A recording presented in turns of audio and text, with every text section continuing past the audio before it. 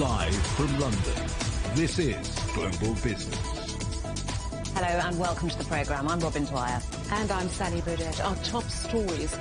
Millions of Chinese tourists head off on holiday for May Day as the number of flights booked out of the country hits a record high.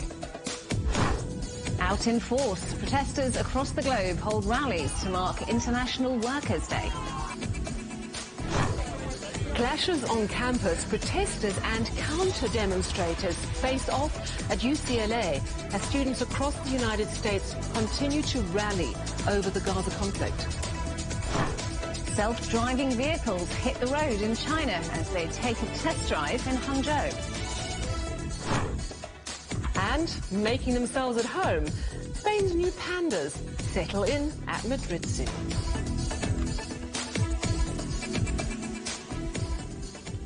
In China, authorities are expecting 270 million trips per day over the 5-day May Day holiday.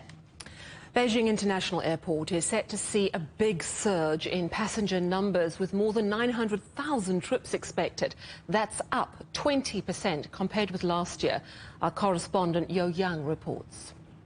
Hurried footsteps of passengers who are already kicking off their May Day holiday echo throughout this busy airport. We came to China for the first time. We came to Beijing to discover culture, to discover people, food, etc.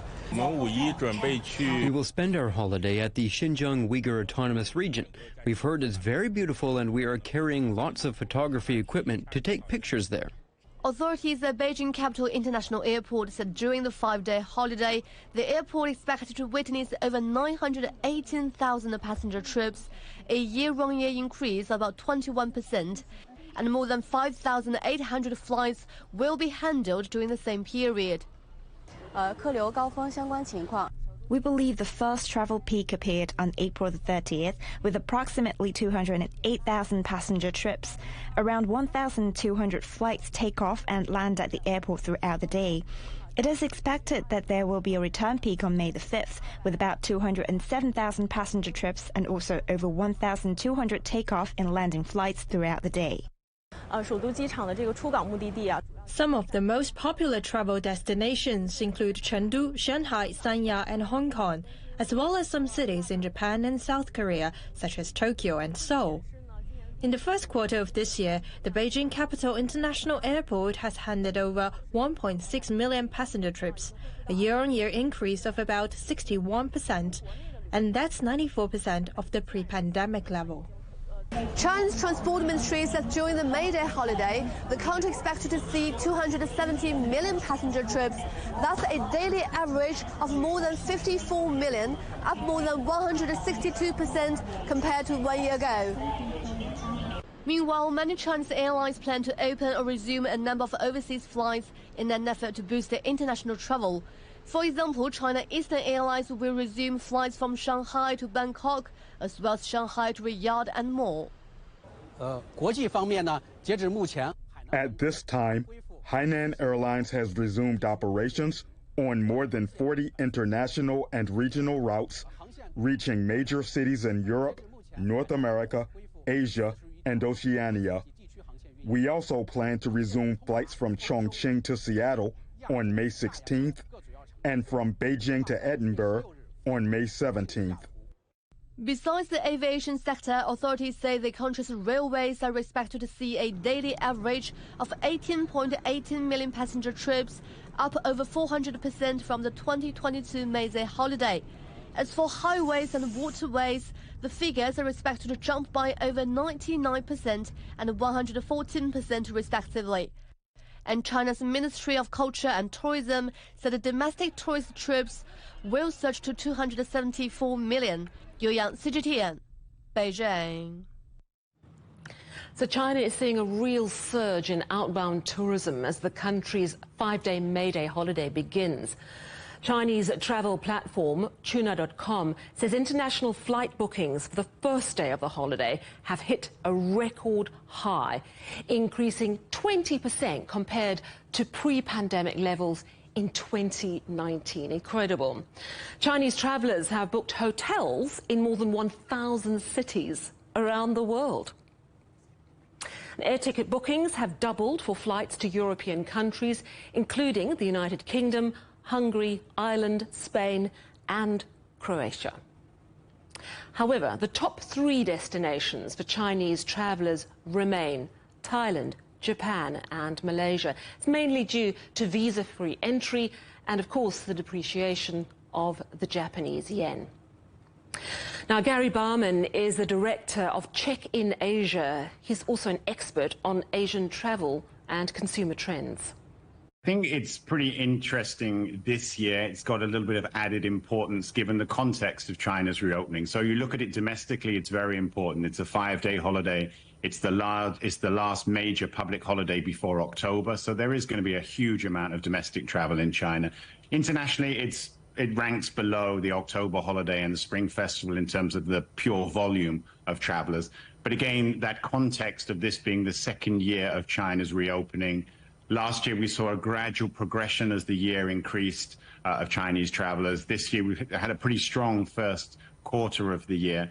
And of course, now flight capacities, international flight capacities are much, much higher than they were this time last year for the May holiday. That means there's more flight routes, there's more available flight tickets and more options for travelers. So I think there will be a lot more interest this year in terms of the diverse spread of Chinese travelers for this holiday, very much compared to last year. I think inevitably there will be comparisons back to 2019 and it won't get close to those levels.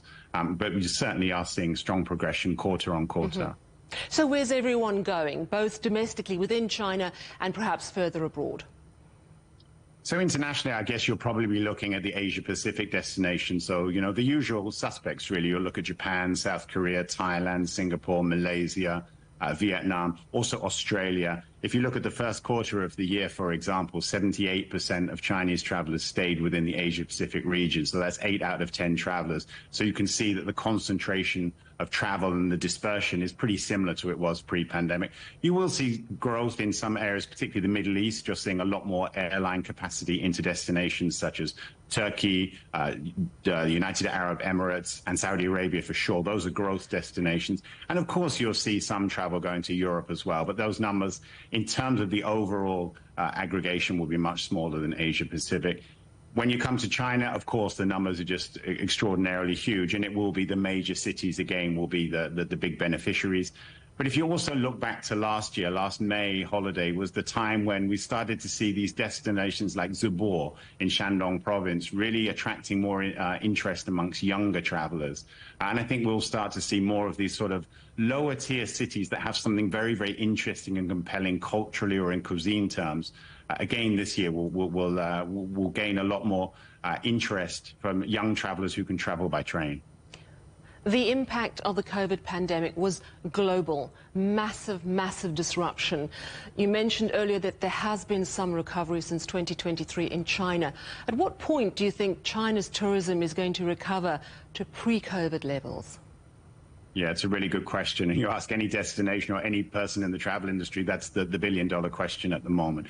I think the one thing that we have to always bear in mind across Asia-Pacific is that we experience COVID very differently in terms of the lockdowns and the closure of travel than the rest of the world. So I think what we saw in 2023 was a gradual recovery. In 2024 internationally, we're seeing a stronger recovery from the Chinese outbound market. But you know, even the aviation regulator in China is saying that overall this year, you're probably looking at about 80% of international capacity compared to 2019. So, you know, that kind of caps the overall aggregation. But some markets are recovering more quickly than others. And I think when you look at the full year figures at the end of this year, some destinations will be probably a little bit more pleased than others.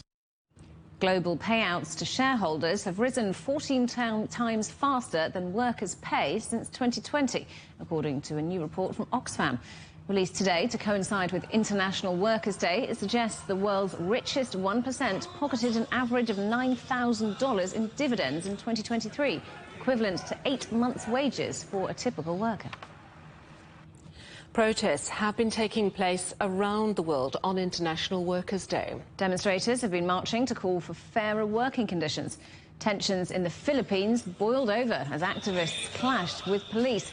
Protesters smashed an effigy of President Ferdinand Marcos Jr., accusing him of being a puppet of the United States. Protests have also been taking place in Greece. Our correspondent Evangelos Sipsas reports. Holding a large Palestinian flag and flares, thousands of workers, students, and labor union members marched to commemorate May Day outside the Greek parliament in the center of Athens. Although this year May Day fell during the Easter holidays in the country, demonstrators still came out in numbers. While many came to protest against the conflict in Gaza, other issues like inflation, energy prices, and unemployment also took the center stage. The last few years, inflation has been eating away at my salary. The price increase in energy and food is insane as a result of the struggle to make it through the month. And when we confront the government about it, they say the increases are because we avoid paying taxes. That is just a lie. The protesters gathered at Panepistimiou Avenue and marched through the streets of the Greek capital, heading to the parliament, where they were met by thousands of riot police. Demonstrators called for a ceasefire in Gaza, while others held signs in solidarity with student protesters at Columbia University in New York. The May Day demonstration is one of the most important in the Greek trade union's calendar, especially as this year, working hours and conditions have become a key issue. Protesters want pay rises that will bring their salaries closer to those of the European average. Nowadays, working hours are increasing instead of decreasing. 8 hours is no longer long enough for us to survive. We need to work way more just to have a decent life. I'm a teacher and they fire me every June and then hire me back in September, so they don't have to pay insurance for me. I can't get any sick days and I can't afford to miss a day. There is no security if I get pregnant, no maternity leave. It's like the medieval times. That's why I'm here today. Transport workers also took part with buses, metro services and ferries on a 24-hour strike, causing travel disruption across the Greek capital. Evangelos Sipsas for CGTN, Athens. Shell has announced its exit from China's power markets. It's part of their strategy to focus on more profitable operations, including its natural gas and oil businesses. Now, Shell was one of the first wholly foreign-owned entities to participate in China.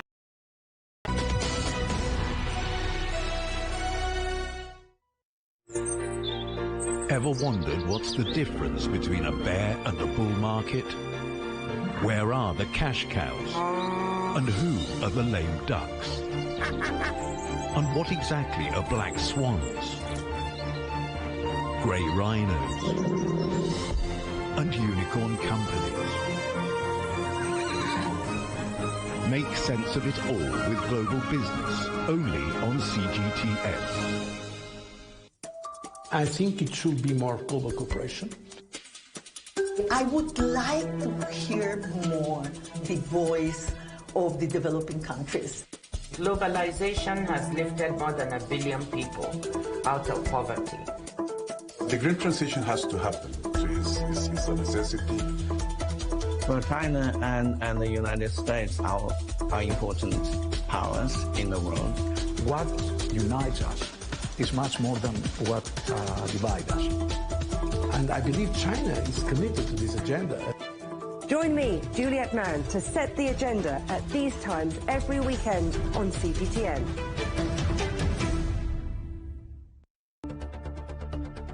Events have consequences. Words create impact. One more offensive in a long line of battles that's been ongoing for more...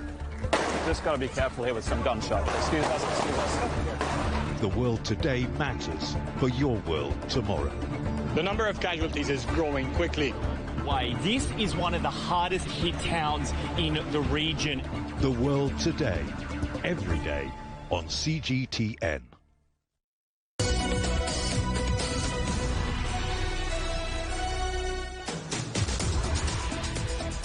Welcome back.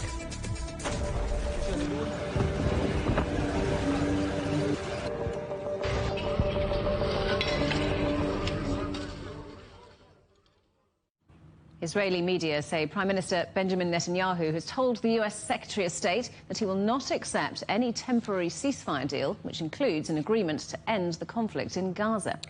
Antony Blinken has travelled to Jerusalem and Tel Aviv for talks as part of a push to secure a truce between Israel and Hamas, saying the time is now for an agreement. His visit comes as fears grow of an imminent Israeli ground assault into Gaza's southern city of Rafah, where more than 1 million Palestinians are sheltering. Our correspondent Martin Lowe reports from Jerusalem. Well, both sides, Israel and Hamas, have put proposals on the table.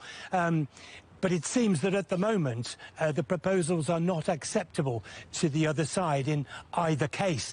Now, the Israeli deal has a number of provisions, but the main ones are Israel is asking for the release of 33 hostages held since October the 7th.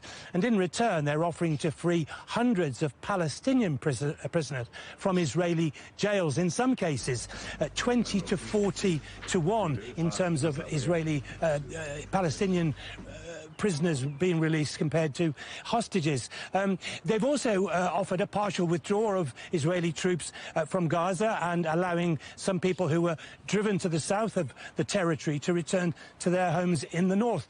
But on top of that, Hamas is making further demands. Hamas is saying that they want assurances backed by a third-party country like the US that any ceasefire will not be temporary, but in fact will be long-term with a view to leading to the end of the war. They say what they don't want to happen is they don't want to release hostages and then find that Israel is free to launch attacks on them again. The US Secretary of State Antony Blinken is in Israel today, meeting various parties involved. He is urging Hamas to accept the deal.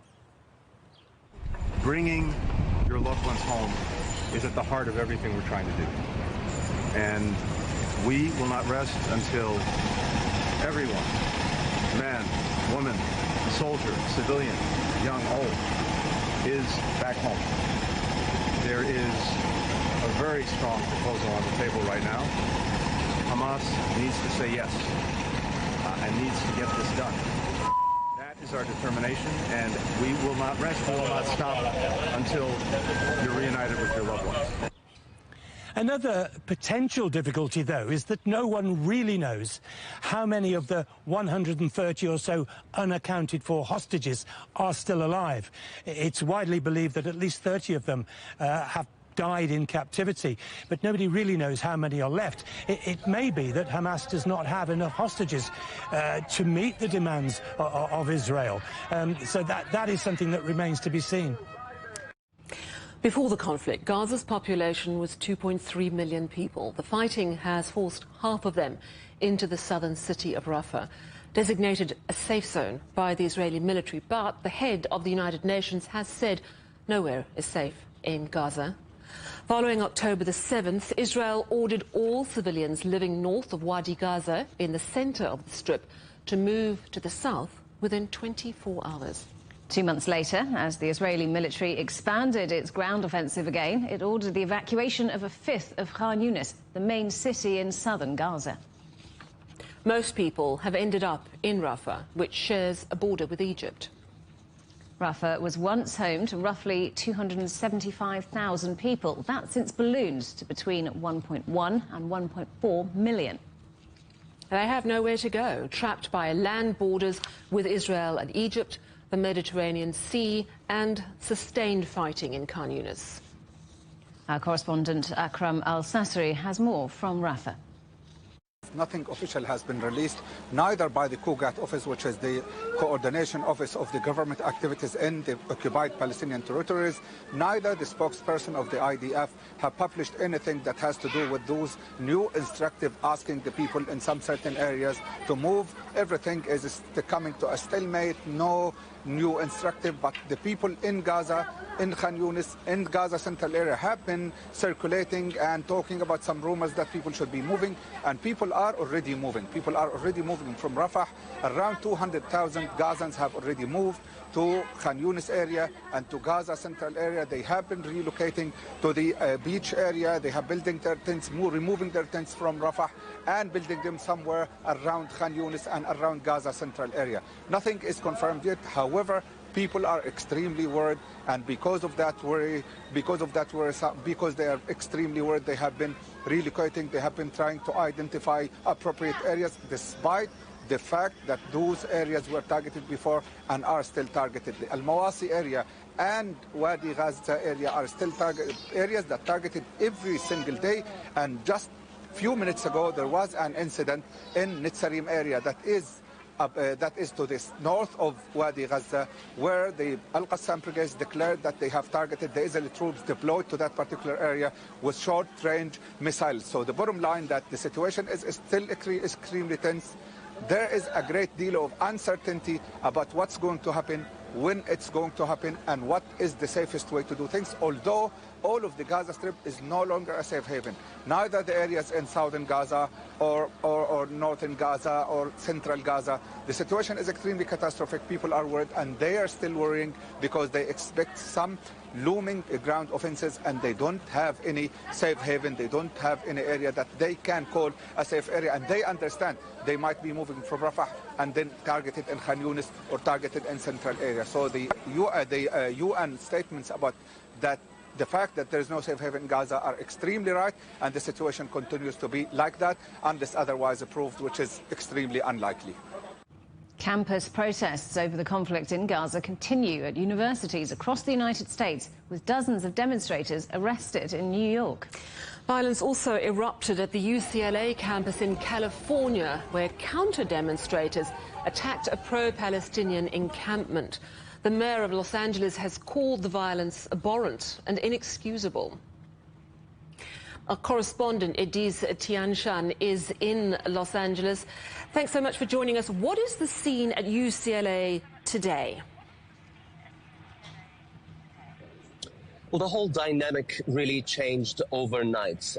It's now day 6 for the pro-Palestinian encampment here at UCLA, the University of California, Los Angeles. And I've been following them since day 1, and everything really changed overnight because that was the most violent night we have seen. Now, back on Sunday, for example, we had large pro-Israeli counter-protests, and yes, in some cases, they sort of came face to face, and some violence, some punches were thrown around and they were separated, but nothing like what we have seen last night. Shortly before midnight, a large group of essentially attackers, wearing hoodies and masks on their face. A lot of them could not even be identified. They arrived on campus, and mind you, this is a public university on public land. It is not very difficult to come all the way up to this camp. At least that was the case up until yesterday. They really attacked in the middle of the night. In some cases, there were scenes of fireworks being launched and directly targeting this encampment. Several people got injured.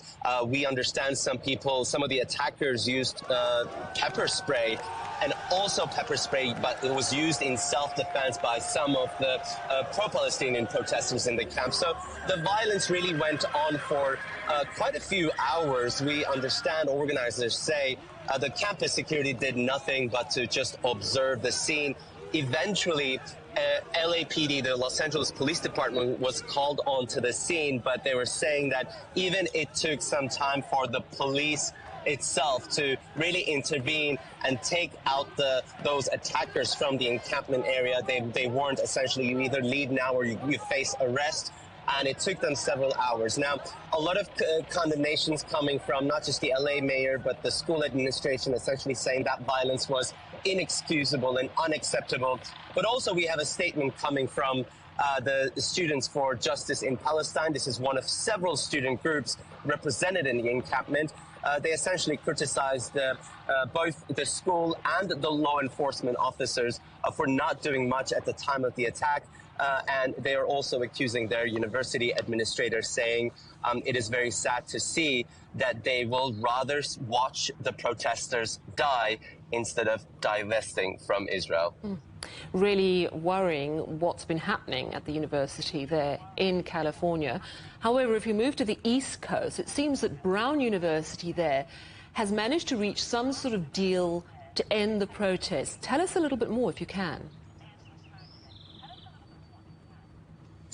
Well, it's that one unique case that we have so far, and I've spoken to some of the organizers here. They definitely say, it's a glimpse of hope for everyone else, for all other universities and students who are now protesting.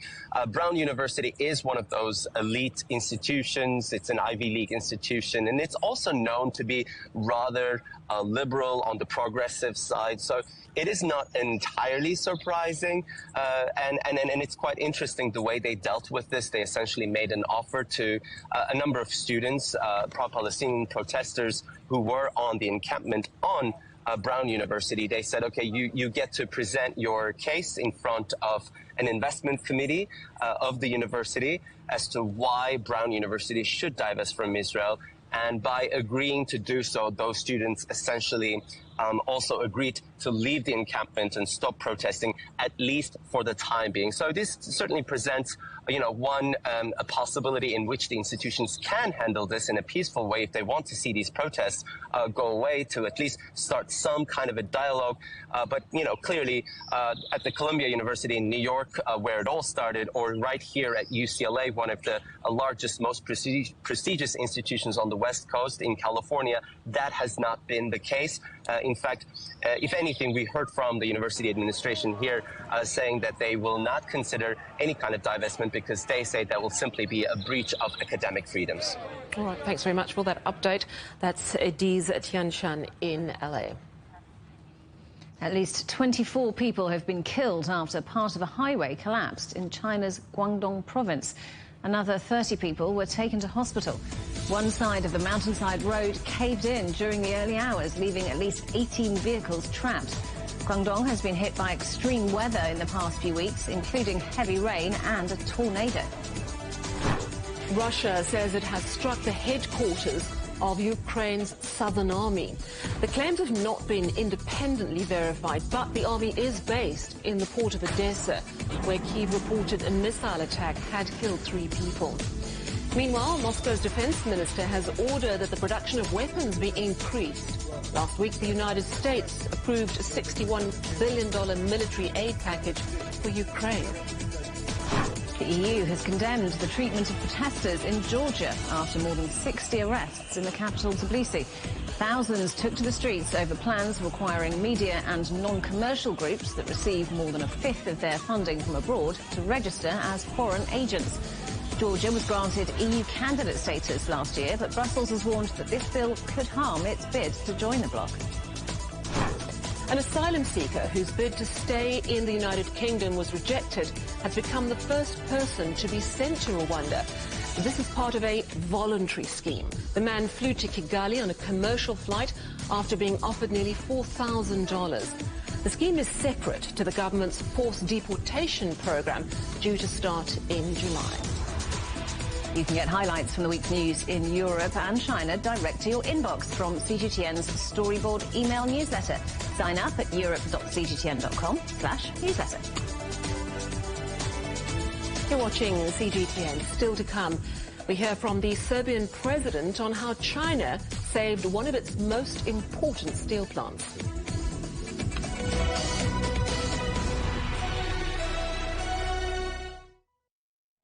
What do we mean when we talk about the difference? The difference is in the detail, in the background, defense ministers from the wider angle and perspective of every story, wherever the story may be. CGTN. See the difference.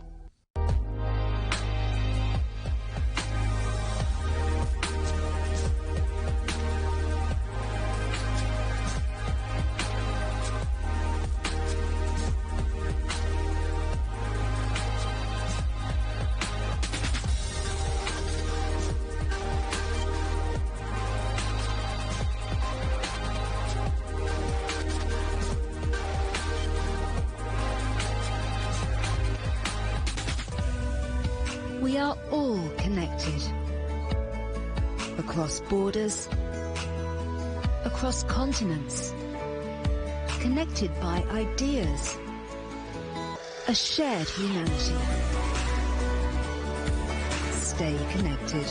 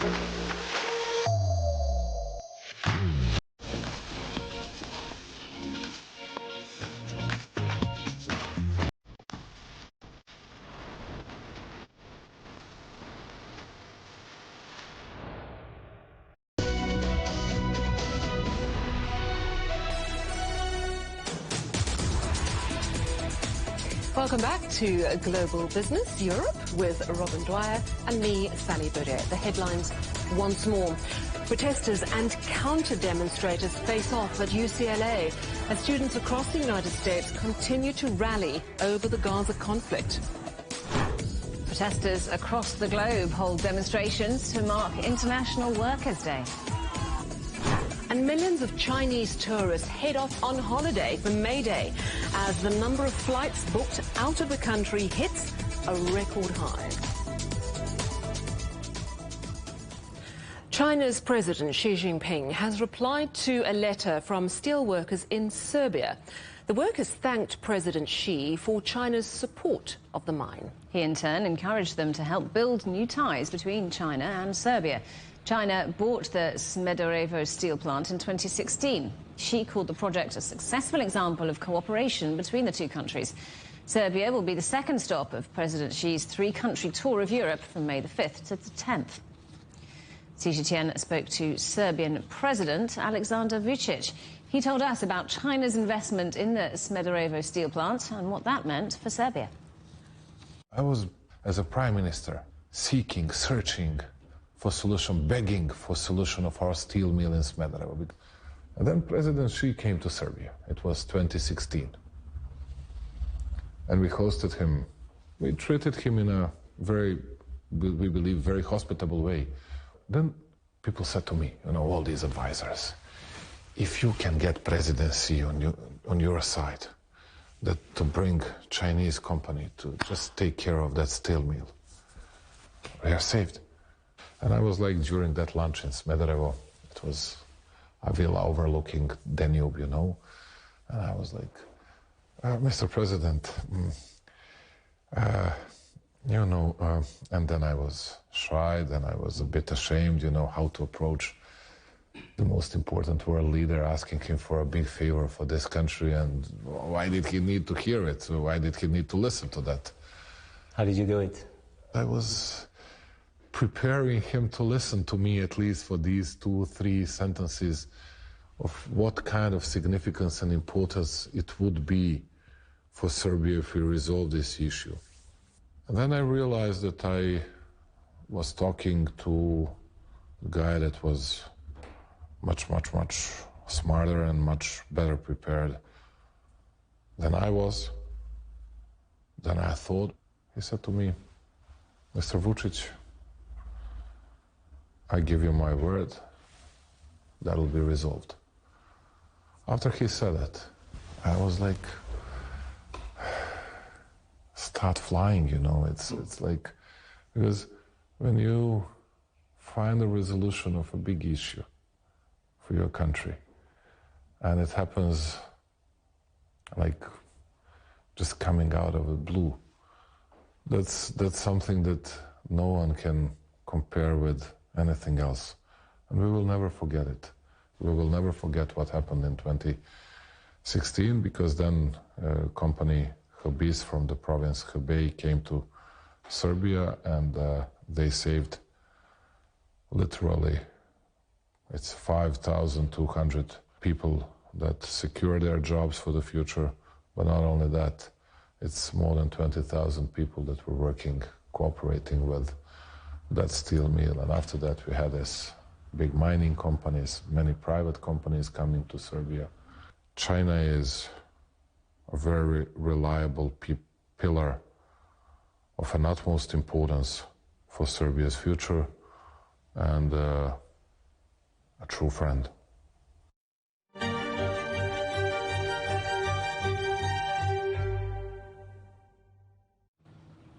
Hungary is the third stop on President Xi's visit to Europe. Barnabas Virag is the deputy governor of Hungary's central bank. He's been telling our correspondent Pablo Gutierrez about the key areas in which China and Hungary can boost banking cooperation. In the last year, in 2023, 1/6 of the total FDI was made by Chinese investors here in Hungary. So, of course, we are pretty interested in those new investments which were delivered here. So, of course, Hungary is a very open economy with a high export to GDP share. So I'm always saying we are interested in a win-win strategy together with our investors, together with our Chinese investors. So I think they bring a world leader, new technologies to the country in many fields, in green technologies, in battery technologies. While we have, I think, pretty good infrastructure, well qualified workers, and putting these factors together, I think we have a good chance to deliver further successes in our export markets. So that's why, again, so we are pretty interested in the Chinese investments. I strongly believe that the Hungarian economy will provide a good platform. How do you think the relationship between Hungary and China could grow in the financial and banking sectors?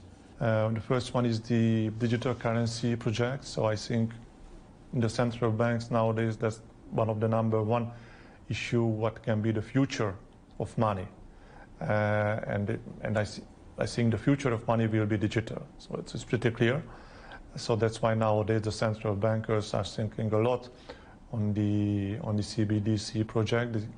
And on that field, the PBOC is one of the front runner in the global playing field. So that's why we are pretty interested in their own experiences. We have our own projects, but of course, I think it's new technology, so it's worth to share the information between us. The other issue will be the green financing. So I think generally the key nowadays to speed up, to accelerate the green transition in our economies. And to deliver that, I think the role of the finance will be key.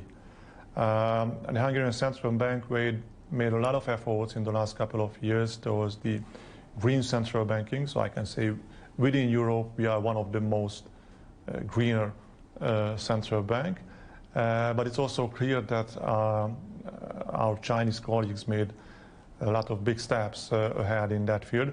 So that's why we would like to make very close relationship with the Chinese colleagues to share our views about the green finances. So digitalization and green finance can be the future of the central banking. The Indonesian currency, the rupiah, has lost approximately 5% of its value against the dollar this year, amid expected delays to US rate cuts. Our correspondent Silkina Aluwalia reports from Jakarta. Indonesia's currency has dropped against the U.S. dollar, prompting the country's central bank to step in and stabilize the currency. The main factor, according to experts, is the high inflation rates in the United States. This is affecting developing countries like Indonesia because higher rates mean investors are pulling money out of these countries. And the way that this is affecting the locals here is people are just not buying things as much as they used to. There's a huge shift in purchasing power. There has been a massive hike in imported goods as well. So things like garlic, wheat, and soybeans, which are staple ingredients here in Indonesia, are experiencing a price increase. And we're not just seeing this trend in Indonesia. Many other Asian countries are dealing with this as well.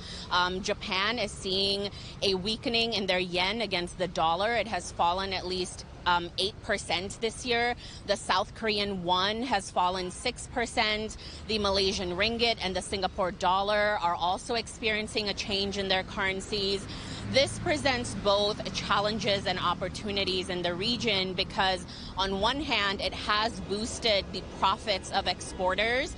Japan has also seen an increase in tourism because of the weak yen. But the downside is also significant because essential items like food and fuel are becoming very expensive. In Indonesia, the government is assuring its people that they have everything under control and that the country's economic outlook is expected to be positive in the coming months. Silkina Aluwalia, CGTN, Jakarta. In the United States, Amazon sales have soared with a boost from artificial intelligence and advertising, while Tesla says its entire supercharger division has been shut down. Let's get the latest from Wall Street and talk to our correspondent John Terrett at the New York Stock Exchange. So, John, Amazon, well, it really delivered, didn't it?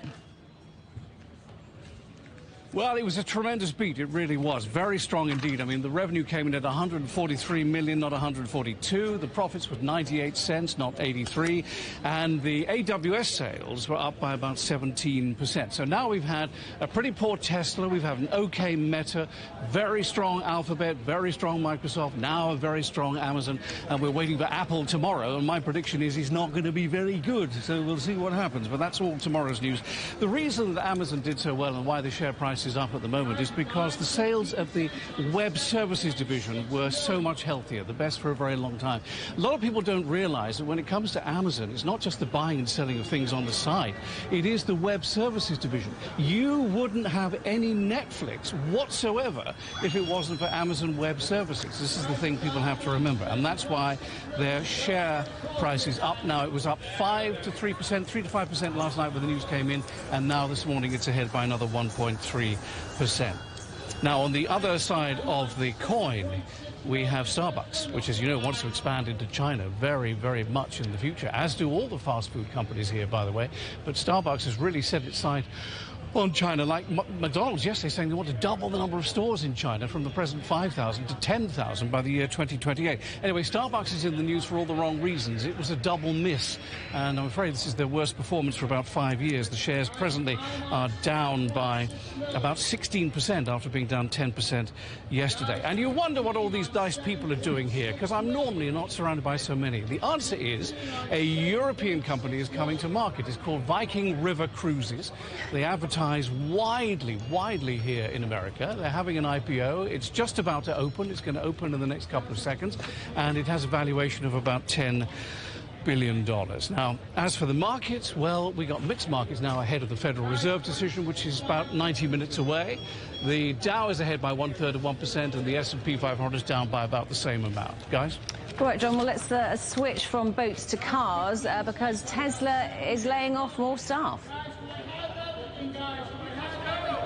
Well, here we go. You hear them shouting. It's opening. The Viking River Cruises thing. You're watching a bit of history here. Meanwhile, I will tell you about Tesla. More layoffs coming. Originally, we thought there'd be about 10% of and we think it's likely to be more like 20. There we are. It's opened at, what is that, $26.15. Pretty much even Stevens on the day for Viking River Cruises. But they're happy, and that's all that matters.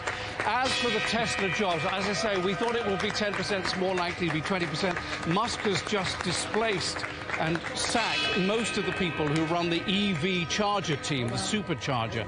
He says he still wants to grow the division, but slower than before. This is a bit of a problem for auto companies around the world who are looking to lump on to the Tesla charging system so that their EVs could be charged that way. I do think it's worth pointing out Elon Musk is one of the few people that could walk into China, which he did last weekend, and get the blessing from the Chinese administration for full self-driving and maps, which he's putting together in conjunction with China's Baidu, China's Google. And you know, I mean, this is the thing about Musk. He's very respected in the world among governments and business communities. And so you've got to believe that he knows what he's doing and that he will expand that EV charger system, albeit slower than expected. Well, John, we admire you heroically carrying on as bells ring behind you, bright lights shining at you.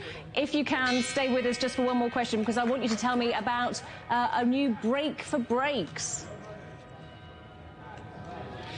Yes, I mean, how ironic is this? Because Musk was in China last week, and the concessions he got regarded basically full self-driving. On the highway, they can do it, okay, these EV companies. It's on urban roads that they're realizing that there's a real similarity between urban driving in America and urban driving in China. And that is why the Chinese gave their blessing to Tesla to go full steam ahead with full self-driving in China in the future. Now, that brings us to today's news, which is that America will have all new cars fitted with automatic braking systems 5 years from now in 2029. They have them at the moment, but unfortunately, some of them are, you know, a bit hit and miss. Some of them work, some of them don't, some of them work better than others, some of them, all that kind of stuff. And now the National Highway Traffic Safety Administration is stepping in with a new set of rules. This is going to standardize all this automatic braking, and the idea is to prevent rear-enders, where people crash into you at traffic lights, and pedestrian deaths, of which there are some 40,000, according to the transportation people, in America every year. John, the final bell has rung and your time with us is up. Thank you very much for staying with us, our correspondent John Terrett in New York. Let's stay with vehicles. Hangzhou is testing self-driving cars on its roads. Tests are taking place over the May Day holiday and will see the vehicles operate in 8 districts. The initiative will provide local government support for autonomous driving system developers. And Chinese companies are considered to be at the forefront of developing smart technology in electric vehicles. And with the explosion of generative AI, car makers are finding ways to incorporate features like chatbots into their new models. Our correspondent Yang Chengxi reports. Many of China's top AI companies have developed autonomous driving softwares for cars. One such company, SenseTime, says the industry has hit a challenging bottleneck. See, together, LiDAR sensors, radars, and cameras collect copious amounts of real-time data. And for the autonomous driving system to correctly recognize and analyze what's been collected and execute corresponding driving maneuvers, developers need to write lines and lines of code to set rules for each possible scenario. This is attainable for less complicated locations like highways, but on city roads where human actions are much more erratic, it's hard for programmers to keep up. If each scenario requires rule definition, it would need thousands of program engineers and it consumes a long time. So, at the auto show in Beijing, SenseTime presented a different solution. Instead of improving LiDARs, just do away with them altogether and rely mainly on video cameras. The work of on-road rule setting is relegated to an AI system, which condenses all visual input into something easily understood by an algorithm. It is data-driven. Each module of autonomous driving, including perception, fusion, positioning, and control, is integrated using a single neural network. The challenges of this approach are obvious too. Like many AI systems, a neural network needs to be constantly trained to self-improve, and that requires data. In the future, data is absolutely key. You need to have a lot of amount of data to just train your model.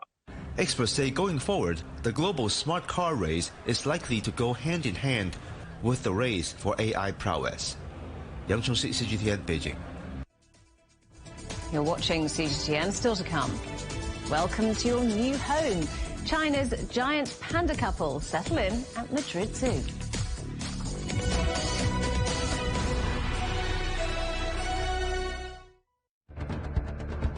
Events have consequences. Words create impact. Unprecedented scenes that we saw. The cleanup operation is now well and truly underway. Parts of southern Europe remain in a state of emergency. Context gives meaning. People make history. Far more than 1,000 people have come here today. But authorities are still on high alert. So now we've actually become the border on this road. A complex world demands a comprehensive view. But with the cleanup efforts more or less under control, The economic impact is bound to ripple across the country. There's plastic pollution everywhere. Because the world today matters for your world tomorrow. This is the living area of the crew. The focus is firmly on future technologies. Well, this is something completely different. The world today, every day on CGTN.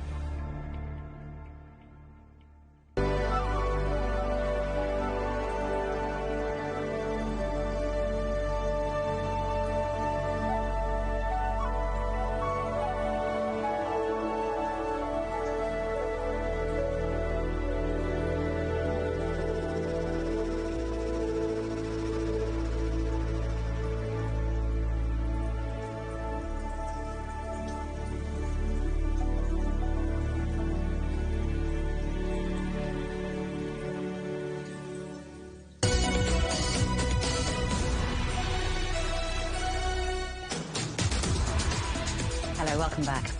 After 4 years, Air China has resumed its Beijing to Brazil flight after an enforced break because of the COVID-19 pandemic.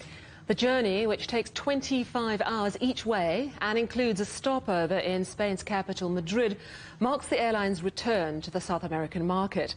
Our correspondent Paulo Cabral reports. This is a very special day for Kevin Jiangsu. Born in Brazil to Chinese parents, it's the 11-year-old's first time on a plane and his first trip to China, where he'll meet his grandparents for the very first time. And it's all coming about by boarding the first Air China flight connecting São Paulo to Beijing in more than 4 years, which departed Brazil on Monday. I forgot. I'm excited, really excited, right? Because I'm going to see my grandparents and my brother who is in China. It took almost 3 months of planning. The Chinese carrier regularly operated flights between Brazil and China until the COVID-19 pandemic forced a suspension. This relaunch comes as Air China looks to expand its connections in South America. The service takes passengers twice a week from São Paulo to Beijing with a connection in Madrid. The flight crew participated in a celebration as they boarded in São Paulo. This is the world's longest one-stop route, covering over 17,500 kilometers in just under 26 hours. Earlier this year, a new agreement between Brazil and China extended the validity of visas for citizens of the two countries from 5 to 10 years. And now Air China has relaunched its flights between these two nations. These steps may help to strengthen and improve China-Brazil relations. It's now growing, and I hope for tourism and for business, it will increase much more. I think the Air China beginning 2 flights per week, I hope return to 3 flights or maybe 4 flights. I hope we have more relation Brazil-China. As the Air China plane took off from São Paulo's international airport, it was seen as another step toward bringing opposite sides of the world closer together. Paulo Cabral, CGTN, São Paulo. Spain's capital is welcoming 2 new pandas who've just arrived from China. Jinxi and Juyu are settling into their new home after the previous residents left to enjoy retirement in Chengdu. Our correspondent Ken Brown reports from Madrid. Madrid's new celebrity Chinese giant panda power couple are here. Jinxi and Juyu flew first class direct from Chengdu on a private jet, a chartered cargo plane all for them, landing in the Spanish capital on Monday. With the aircon set to a cool 18 degrees Celsius and 200 kilos of bamboo packed for mid-flight snacks, it was a laid-back trip. Accompanied by panda handlers from the Chengdu research base of giant panda breeding and a vet. After a successful journey, the pandas are already acclimatizing to their new life in the sun, and the excitement in Madrid Zoo is visible. Una pareja muy jovencita, tienen 3 años los dos. The giant panda couple who've just arrived are very young. Both are just 3 years old. The male's name is Jinshi, and he has a lovely little patch on this side of his face that makes him really easy to recognize. And the female's name is Juyu. These young pandas are really active, curious. They love investigating and discovering everything about their new home. Y descubrir todas las partes de la nueva instalación. Now the question that everyone in Madrid wants to know is, when can we meet them? Everyone can meet them in a few weeks. The quarantine process usually lasts around a month, when we closely follow all the details of their adaptation, how they're eating, and access is limited during this time to the vets, the handlers and the experts who've travelled from Chengdu. So we ask for a little bit of patience, but they've arrived in perfect health and are adapting well already. Welcome to Jinshi and Juyu's new home. The locals can't wait to meet them. And just 2 months ago, the city said goodbye to beloved residents Bingxing and Huazhuiba, who spent almost 2 decades here in the Spanish capital. Many tears were shed when they left Madrid Zoo, and the new arrivals have a lot to live up to. Huazhuiba and Bingxing brought much-loved twins Yo-Yo and Jojo into the world in Madrid. And now there's hope that Jinshi and Juyu will also breed successfully in Spain. All part of a global conservation program that's helping giant panda numbers recover worldwide. A symbol, too, of the friendship and ever closer ties between China and Spain. Ken Brown, CGTN, Madrid. Our headlines again. Millions of Chinese tourists head off on holiday for May Day as the number of flights booked out of the country hits a record high. Out in force, protesters across the globe hold rallies to mark International Workers' Day. And self-driving vehicles hit the road in China as they take a test drive in Hangzhou. And that's it for Global Business Europe. Thanks so much for watching. Coming up next on CGTN, it's Africa Live. We'll see you again tomorrow. Same time, same place. For all of the team here in London, it's goodbye.